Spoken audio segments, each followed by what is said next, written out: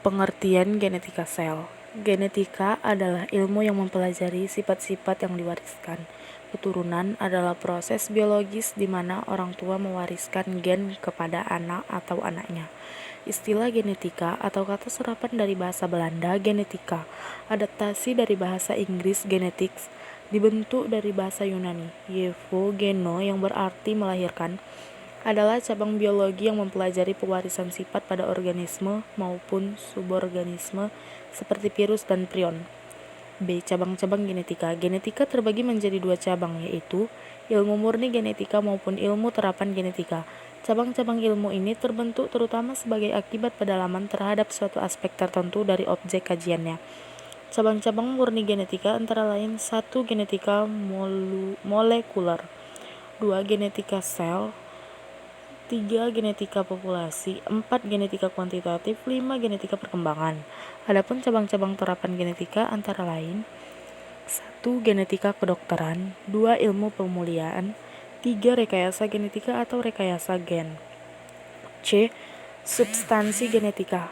1. Kromosom. Istilah kromosom diperkenalkan oleh W. Waldeyer yang mengatakan bahwa kromosom berasal dari dua kata, yaitu kroma yang berarti warna dan soma yang berarti tubuh. A. Sifat kromosom. 1. Hanya terlihat pada waktu sel membelah. 2. Mempunyai ukuran panjang antara 0,2 sampai 40 mikron. Memiliki beberapa enzim yang terlihat dalam sintesis DNA dan RNA. B. Klasifikasi kromosom. Dibedakan menjadi dua jenis, yaitu 1. Kromosom autosom, juga dikenal sebagai kromosom biasa atau kromosom somatik. Autosom tidak menentukan jenis kelamin suatu organisme. 2. Kromosom gonosom, juga dikenal sebagai kromosom seks. Gonosom dapat menentukan jenis kelamin organisme hidup. Sedangkan berdasarkan letaknya, kromosom terbagi menjadi dua, yaitu 1. Kromosom prokariotik, kromosom sangat sederhana yang hanya ditemukan pada prokariota. 2. Kromosom eukariotik, yaitu kromosom yang terdapat pada organisme multiseluler. C. Struktur kromosom. Sentrometer atau kinetoker merupakan penghubung antara satu kromosom dengan kromosom lainnya. B. Kromomena yang merupakan pita berbentuk spiral, tempat melekatnya kromiol dan kromomer. C. Kromomer granul besar merupakan kronorma menebal di beberapa tempat dan membentuk nukleoprotein. D. Kromil adalah kromosom yang hanya mengalami sedikit penebalan. E. Telomer adalah bagian di ujung kromosom dan berfungsi mencegah kromosom saling bersambung. F. Matriks adalah cairan sitoplasma atau endoplasma yang agak kental yang terdapat pada kromosom. G. Lokus genetika adalah bagian yang berfungsi membawa sifat yang bersifat herediter atau diwariskan. H. Satelit adalah perlengkapan yang terletak di ujung setiap kromosom dan kromosom belum tentu memilikinya. I. Struktur dari kromosom bisa dilihat dari gambar berikut. D. Tipe-tipe kromosom. A. Sentrometrik. Kromosom jenis ini mempunyai legan yang panjangnya relatif sama sehingga sentrometernya berada di tengah-tengah kromosom. B. Semisentrik. Kromosom jenis ini mempunyai legan kromosom yang lebih pendek sehingga posisi sentrometernya sedikit bergeser dari bagian tengah kromosom. C. Sentrometrik. Pada kromosom ini salah satu legan kromosom jauh pendek dibandingkan dengan legan kromosom lainnya. D. Perikentrik. Kromosom ini hanya mempunyai satu legan sehingga sentrometernya terletak di ujung kromosom. E. Jumlah kromosom terbagi menjadi 10 bisa dilihat dari tabel berikut. 2. Gen. Menurut W. Jansen, gen adalah unit terkecil suatu organisme hidup yang mengandung materi genetik yang terdapat pada lokus gen, terdiri dari protein dan asam nukleat, HDNA dan RNA, dengan ukuran berkisar antara 4 hingga 8 mikro. A. Sifat-sifat gen mengandung informasi genetika. Tiap gen mempunyai tugas dan fungsi berbeda, ditentukan oleh susunan kombinasi basa nitrogen sebagai zarah yang terdapat pada kromosom. B. Fungsi gen. Fungsi gen antara lain A. Menyampaikan informasi kepada generasi berikutnya, B. Sebagai penentu sifat yang diturunkan, C. Mengatur perkembangan dan metabolisme. C. Simbol-simbol gen. Yang pertama, gen dominan, yaitu gen yang menutupi ekspresi gen lain. Kedua, gen resesif, yaitu gen yang terkalahkan atau tertutupi oleh gen lain. Ketiga, gen heterozigot, yaitu dua gen yang merupakan perpaduan dari sel sperma atau A besar dan sel telur atau A kecil. Keempat, gen homozigot dominan, yaitu dua gen dominan yang merupakan perpaduan dari sel kelamin jantan dan sel kelamin betina, misalnya A besar, A besar. Yang kelima, gen homozigot resesif, yaitu dua gen resesif yang merupakan hasil perpaduan dua sel kelamin, misalnya A kecil, A kecil. Keenam, kromosom homolog, yaitu kromosom yang berasal dari induk betina berbentuk serupa dengan kromosom yang berasal dari induk jantan. Ketujuh, fenotip, yaitu sifat-sifat keturunan F1, F2, dan F3 yang dapat dilihat seperti tinggi, rendah, warna, dan bentuk. Kedelapan, genotip, yaitu sifat-sifat keturunan yang tidak dapat dilihat, misalnya A besar, A besar, A besar, A kecil, dan A kecil, A kecil. 3.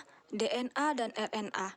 Asam nukleat adalah polinukleotida yang terdiri dari unit mononukleotida. Jika unit penyusunnya adalah deoksinukleotida, maka asam nukleatnya disebut asam deoksiribonukleat atau DNA, dan jika tersusun atas unit mononukleotida, maka disebut asam ribonukleat atau RNA. DNA dan RNA mempunyai beberapa sifat fisika dan kimia yang mirip karena satuan mononukleotida mempunyai ikatan yang sama, yaitu melalui jembatan fosfodiester antara posisi 3 mononukleotida yang satu dengan posisi 5 mononukleotida yang lain. A. Kode genetika. Kode genetika adalah informasi yang menggunakan huruf sebagai simbol basa nitrogen atau A, T, C, dan G yang dapat menerjemahkan berbagai asam amino dalam tubuh. B. Perbedaan DNA dan RNA. RNA memiliki beberapa perbedaan dengan DNA, antara lain: 1. Ukuran dan bentuk. Secara umum molekul RNA lebih pendek dibandingkan molekul DNA. DNA berbentuk double helix, sedangkan RNA berbentuk pita. Yang kedua, kombinasi kimia. Molekul RNA juga merupakan polimer nukleotida. Perbedaannya dengan DNA adalah: A. Gula yang menyusunnya bukanlah deoksinbosa melainkan ribosa. B. Basa pirimidin yang menyusunnya bukanlah timin seperti DNA melainkan urasil. C. Letak DNA biasanya terdapat pada kromosom, sedangkan DNA bergantung pada jenisnya. Yang pertama, D. RNA atau messenger RNA terdapat di dalam nukleus, dan D. RNA dicetak oleh salah satu untai DNA yang ada di dalam nukleus. Yang kedua, P. RNA atau transfer RNA atau T. RNA atau transfer RNA terdapat di sitoplasma. Yang ketiga, rRNA atau RNA ribosom ditemukan di ribosom. Atau informasi genetik, sedangkan fungsi RNA tergantung pada jenisnya. RNA menerima informasi genetik dari DNA. Proses ini disebut transkripsi dan berlangsung di dalam inti sel. RNA mengenali kodon dan mengubahnya menjadi asam amino di ribosom. RNA tempat terbentuknya protein. D. Perwarisan sifat. Ilmu genetika berkembang pesat sejak seorang biarawan dari sebuah biara di Broome, Australia bernama Gregor John Mendel, yang kemudian dikenal sebagai bapak genetika, penemu prinsip genetika. Mendel memiliki kacang kapri untuk penelitiannya karena kacang tersebut memiliki sifat sebagai berikut. 1. Memiliki bunga sempurna yang dapat melakukan penyerbukan sendiri. 2. Dapat dengan mudah dilakukan penyerbukan silang. 3. Masa hidupnya tidak lama, sehingga segera menghasilkan keturunan. 4. Memiliki pasangan sifat yang mencolok. Hukum Mendel terbagi menjadi 2, yaitu hukum Mendel pertama, atau hukum segregasi bebas atau pemisahan gen sel alel, yaitu pada pembentukan sel gamet. Dua gen yang berpasangan akan dipisahkan ke dalam dua sel anak secara bebas. B. Hukum Mendel 2, yaitu hukum mengelompokkan gen secara bebas, yaitu bila dua individu berbeda satu dengan yang lain dalam dua macam sifat atau lebih, maka penurunan sifat yang satu tidak tergantung dengan yang lain. Hereditas pada manusia. Hereditas pada manusia terbagi menjadi dua. Yang pertama, sifat yang terpaut kromosom tubuh atau biasa disebut dengan autosomal, dan yang kedua, sifat terpaut kromosom seks atau biasa disebut dengan gonosomal. 1. Sifat atau cacat yang menurun autosomal. Kami memberikan 3 contoh. Yang pertama, albinisme. Albinisme merupakan cacat menurun di mana seseorang tidak mempunyai tirosin yang akan diubah menjadi pigmen melamin. Akibatnya, alis, rambut, dan kulit mereka tampak putih. Dan mata mereka juga lebih peka terhadap cahaya. Yang kedua, idiot atau imbisil. Idiot merupakan cacat yang disebabkan karena seseorang tidak punya enzim yang mengubah fenilanin menjadi tirosin. Akibatnya, terjadi penimbulan fenilanin dalam darah dan diubah menjadi asam fenilpirufat. Yang ketiga, talasemia.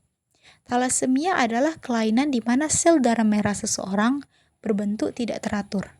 Kadar Hb-nya juga sedikit, sehingga penderita sering kekurangan oksigen atau hipoksemis. 2. Sifat atau cacat yang menurun dari gonosom. Sifat atau cacat yang menurun dari gonosom itu terbagi menjadi 2. Yang pertama, cacat menurun yang terpaut kromosom X. 2 contoh cacat yang menurun yang terpaut kromosom X adalah, yang pertama adalah hemofil. Hemofil merupakan suatu kelainan di mana darah seseorang sulit untuk membeku. Dan yang kedua, buta warna. Buta warna merupakan cacat yang menurun di mana seseorang tidak bisa membedakan warna. Yang kedua, cacat menurun yang terpaut kromosom Y. Contoh cacat yang terpaut kromosom Y, yang pertama, hipertrikosis, yaitu gen HT yang terdapat pada kromosom Y menyebabkan tumbuhnya rambut di tepi daun telinga. Yang kedua, hystrix gravior, yaitu kelainan yang disebabkan oleh gen Hg yang menyebabkan tumbuhnya rambut panjang dan kaku di seluruh tubuh. Biasanya penyakit ini disebut dengan penyakit bulu landa. Yang ketiga, webbetus, yang merupakan kelainan di mana pada jari, terutama kaki, tumbuh selaput seperti kaki katak.